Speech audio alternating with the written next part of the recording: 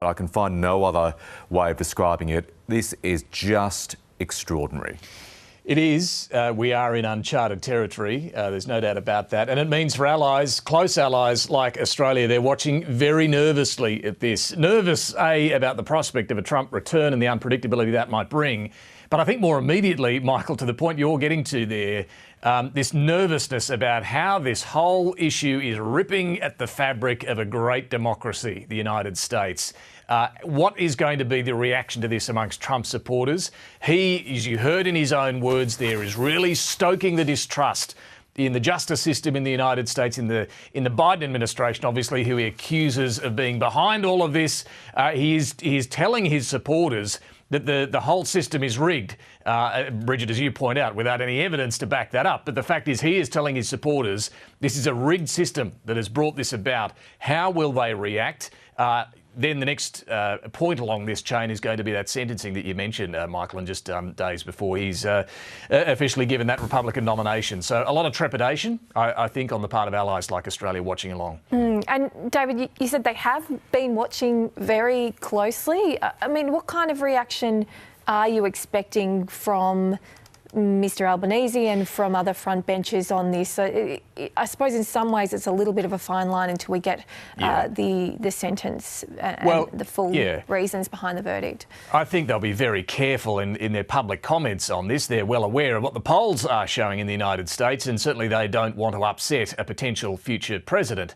Nonetheless, while they've had the cover of court processes being underway and not wanting to comment on court processes, we've heard that line in relation to the International Criminal Court in recent weeks as well.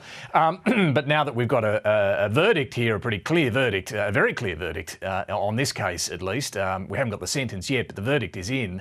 That does make it a little more challenging for allies like Australia and its political leadership to say what they think. I mean, the justice system in the United States needs to be respected. It's made its decision. The decision is in.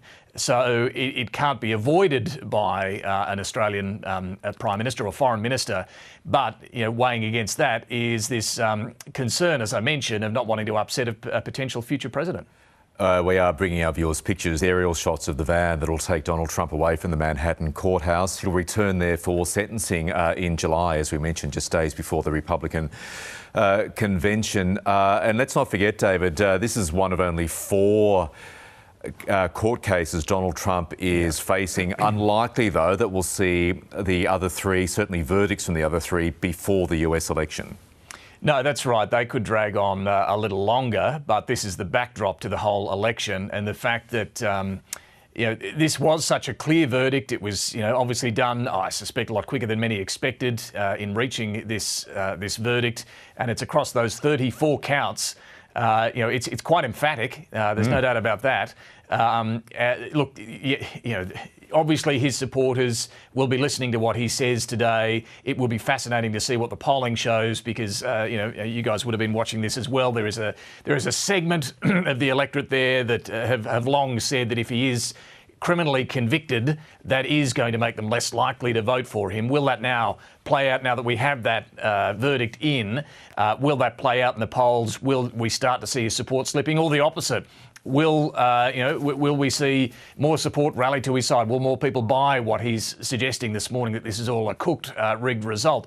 That's what's going to be fascinating to see how this shifts the politics leading up to the election. How important, David, do you think it is for clear information and for our own politicians to address that misinformation that came from Mr Trump just a short time ago outside the country, saying that this was a political trial, that it was influenced by the Biden administration? I mean, this has been creeping into politics all around the world, this kind of Trumpian rhetoric. Is it important for our politicians to address this? Yeah, you think about it, Bridget. I mean, we are believers in democracy, and this is a very close partner in the shining light of, and has been for a very long time, of a great democracy. And a big part of democracy is the independent judiciary making decisions independently. Now, you'll recall when the January 6 riots happened, Scott Morrison as Prime Minister copped a lot of criticism from Labor, from Anthony Albanese, for not condemning in strong enough terms what happened there.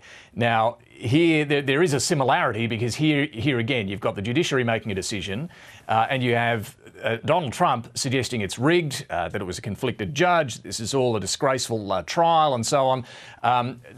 Where does that leave partners like Australia? Do we need to speak up and say, no, we respect the processes here, the independence of the court system here, and this is your American system at work. It's a diabolically difficult situation it's left them in, but I would argue it's not one they can avoid. I think it is one they need to address and say whether or not they trust that American justice system. David, word coming in as we have been speaking from the Joe Biden, Kamala Harris re-election campaign. I'm quoting the statement directly. It's only a short one. It says, "No one is above the law," following the guilty verdict in the Trump case. President Biden says, and I quote, "There is only one way to keep Donald Trump out of the Oval Office, and that is at the ballot box." Interestingly, speaking about the politics, the first presidential debate much earlier than usual takes place in only 3 weeks' time in late June, and you'd expect this to be front and centre, or you'd expect President Biden to be raising this on as many occasions as possible in that head-to-head encounter with Donald Trump. Yeah, and bringing that debate so much earlier, a few things about the debate process there. As you know, Michael, normally it's done with the Debates Commission, but that's been set aside, and they've done this deal to have the two debates, one of them very early in the piece. Now, why did... I think Donald Trump had to agree to whatever debates, he'd been goading Biden for a debate. When Biden offers him some, he's got to agree to them. Why did the president want one of them at least to be so early?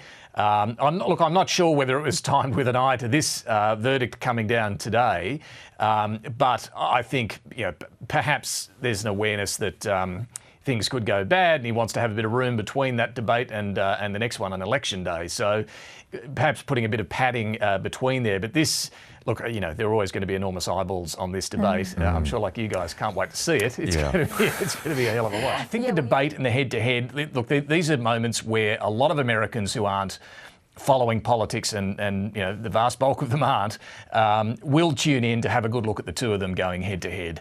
That performance will really matter. Now, in the last debates, Biden did pretty well, actually. I think he bested Trump in their various encounters 4 years ago. This time he carries the baggage of being the incumbent, so it is a different scenario. Trump will be on the attack, but for Joe Biden, I think the task will be to try and, point out this conviction, but also the risks of what it would mean in a policy sense to America to go back to another Trump administration. So, look, this is not an easy task. I mean, you'd look at this from an Australian perspective and think, boy, oh boy, it's a slam dunk now for Joe Biden. I don't think that's necessarily so. I think we're yet to see how this will play out, whether Trump supporters and those disengaged will buy what he's selling today, that this is all a rigged result.